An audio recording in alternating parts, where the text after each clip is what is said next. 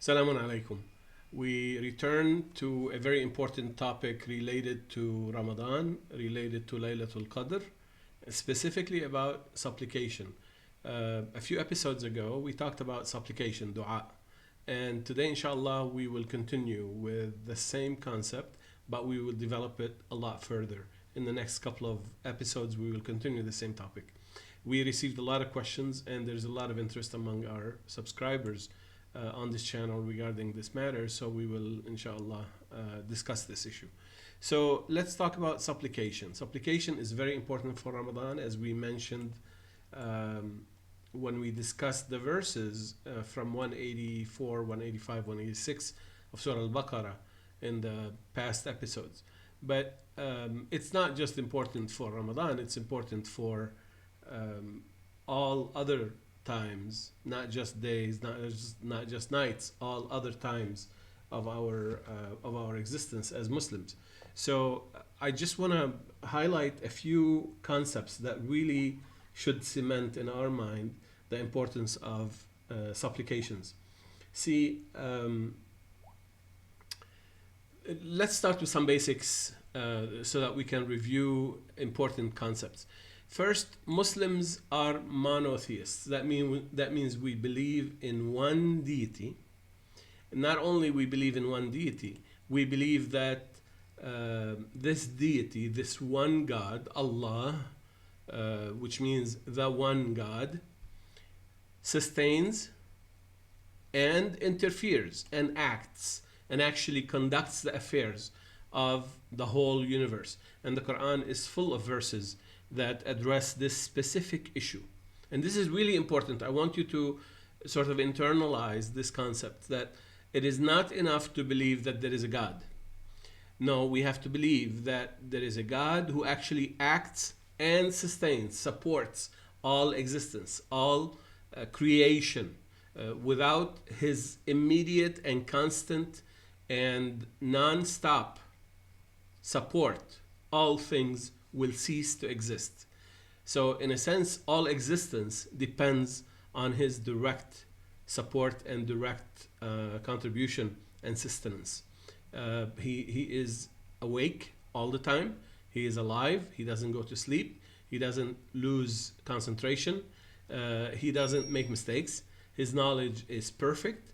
His knowledge is good, and he keeps all things happening as they should happen. Now, this is really important because there are some people who are starting to talk about, you can be a Muslim and still believe that God does not act in this universe, that God does not actually sustain and control every action in this universe. Well, I'm sorry, but this is wrong. The Quran is very clear. So Allah subhanahu wa ta'ala did not want Muslims, or does not want Muslims, to be deists. So we are monotheists, not deists. So what are deists? Deists basically is a very popular thing right now, and it has been popular for several centuries, actually going back several millennia. There've been voices among human beings who believe that yes, God exists, but he does not interfere. In other words, he has abandoned the universe. He has set the laws. He has set the course of nature, so to speak.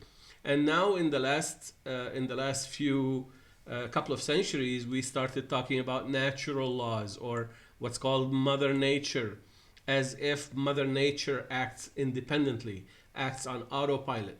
Now, here's the key thing that relates to supplication: the fact that you believe, that we believe as Muslims, that we are that God actually acts in this universe, that actually sustains, supports, and that's the actual meaning of the word Ar-Rahman. He holds everything. He keeps everything going, right? This is Ar-Rahman. The fact that we believe in this necessitate that we make supplication. There is no way for you to be a monotheist in the Islamic sense of the word without making dua. If you don't need Allah to interfere, that means you're a deist. That means you believe that God has abandoned this universe. That means that the laws of nature have taken control, and therefore you don't need to ask anybody for help. The fact that you believe that God actually acts in this universe is testified to, is sort of represented by the fact that we make dua, we make supplication. And therefore, making supplication is a very essential, and please listen, making supplication is a very essential part of worshiping Allah subhanahu wa ta'ala as He taught us to worship Him. This is one verse that I want to share with you. There are dozens of verses that confirm this concept. Allah subhanahu wa ta'ala in Surah Ghafir, chapter 40, number 65, He says, "Huwa al-hayyu la ilaha illa hu." He is the living deity. There is no deity but Him. فَادْعُوهُ مُخْلِصِينَ لَهُ الدِّينَ. Therefore, supplicate to Him, because He's alive. He's a living deity. He's awake all the time. He's with us all the time. He's in control over all the time. And therefore, if you truly believe this, you supplicate to Allah subhanahu wa ta'ala. You make dua all the time. And this is really essential part of our testimony of shahada, that there is no God, no deity except Him. Now, Allah subhanahu wa ta'ala says, supplicate to Him, ensuring that you give no one else any deference in your worship. No other priority for you to turn to. And by the way, all the time when we read Al-Fatiha, we say, إِيَّاكَ نَعْبُدُ وَإِيَّاكَ نَسْتَعِينُ in the first chapter of the Quran, which we read in every prayer and every supplication we make. Allah subhanahu wa ta'ala taught us this to say, إِيَّاكَ نَعْبُدُ, you alone. That's what it means. You alone we worship. To you alone we turn for support. And those are really important concepts that are embodied and encapsulated with supplication. When we turn to Allah subhanahu wa ta'ala and ask Him to help us with our needs, ask Him to facilitate things for us, ask Him to cure whatever ailments we may have, ask Him to make things easier for us, to make us see the right path, to make us understand. All of these concepts are directly tied to Allah subhanahu wa ta'ala, and Allah subhanahu wa ta'ala controls them, and we ask Allah subhanahu wa ta'ala for His support through the supplication, through the dua. So supplicate to Him, ensuring that you give no one else any deference over your worship or in your worship. And there's sort of an explanation here that whenever you turn to Allah subhanahu wa ta'ala for supplication, for asking Him anything, you always start by praising Allah subhanahu wa ta'ala. Praise be to the Lord of all categories of creation. Alhamdulillahi Rabbil Alameen. All categories of creation. Any way you categorize the various creatures, various creation, no matter how you slice it, no matter how you classify, Allah subhanahu wa ta'ala is in control of all of those classifications.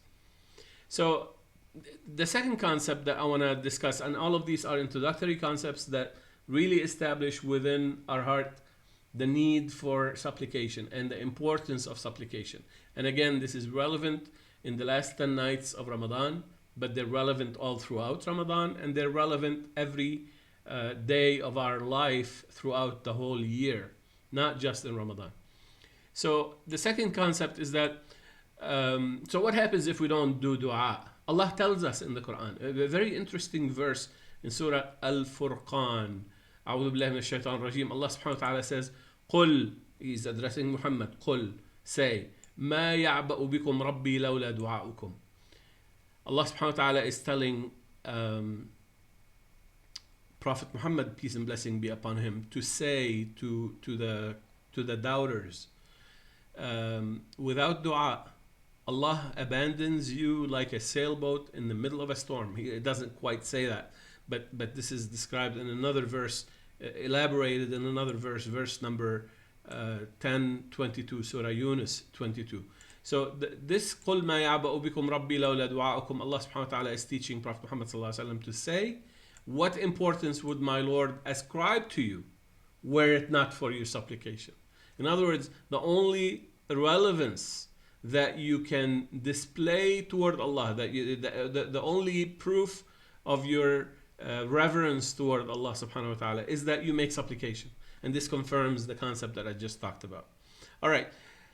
Now we turn to a couple of negative concepts and we need to clear a few things. So I ask you to be patient and to really listen. Unfortunately, the majority of Muslims were never taught how to make dua. Specifically, were never taught how to make supplication according to the Quran. Remember, supplication is the essence or the cream of all acts of devotion, all acts of worship. And therefore, any act of devotion has to be done in accordance with the worshipped deity, not in accordance to my whims or my fancy.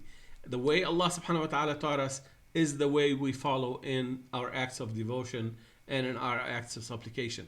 Unfortunately, this concept was never taught to the majority of Muslims. I would say easily 60-70% of the Muslims. And we were given some concepts that are not true, that are not correct. Unfortunately, this includes the vast majority of preachers that you hear today, you know, imams and sheikhs. And if you want proof that we are in bad shape, just look at the condition of Muslims. We are not doing well at all, and we have not been doing well for centuries. And Allah subhanahu wa ta'ala perhaps is gently pulling us back. Now, just to confirm, dua can only be learned reliably only from the Quran. All right, so that's another concept. And then the concept that we will close with today is the wrong but widespread belief among Muslims. There is a widespread belief among Muslims, and it's wrong, that there is a secret name for Allah. In Arabic, Ismullah al-A'zam, the greatest name for Allah. You know, sort of like a super user password. You know, if you have that key, then you can access Allah anytime you want. And this is false. This is wrong, and this is destructive. I know that some narrations talk about this, but I assure you this is in conflict with the Quran. The Quran does not give us what's called a proper name for Allah. In other words, the word Allah is not a proper name. It's not like Hani. It's not like Saeed. It's not like Mike. You know, those are proper names. Proper names are used to distinguish one out of many. Allah subhanahu wa ta'ala is not one out of many. There's only one Lord, one creator. He does not need a proper name. So the word Allah simply means the one deity, the one divine, the one creator, the one God. That's it. It is a description. Even Ar-Rahman, the sole sustainer. That's what it means. Ar-Rahim, the merciful. The only one that is of this highest caliber. So Allah does not have a proper name. And please internalize this concept, because there's nothing like him. He's not one of many. We don't need to give him, and Allah did not give himself a proper name. You know, he asked us to refer to him using the descriptor Rabbi. We will talk more about this inshallah next time. In conclusion, please do not seek to relate with Allah subhanahu wa ta'ala as if Allah is a vending machine. You know, you put a few coins or a few supplications and, you know, a few tasbih and you expect miracles. That's not how Allah subhanahu wa ta'ala operates. This is not how Allah subhanahu wa ta'ala invited us to relate with him. In closing, some of these beliefs unfortunately have seeped into Islam from prior communities of faith who corrupted their own scriptures. We need to be careful not to fall into that trap. We return to the Quran. We always consider the Quran the pure source of knowledge and guidance, with the help and direct guidance from Allah subhanahu wa ta'ala. Insha'Allah, we will find our way to relate to Allah subhanahu wa ta'ala properly as would please him.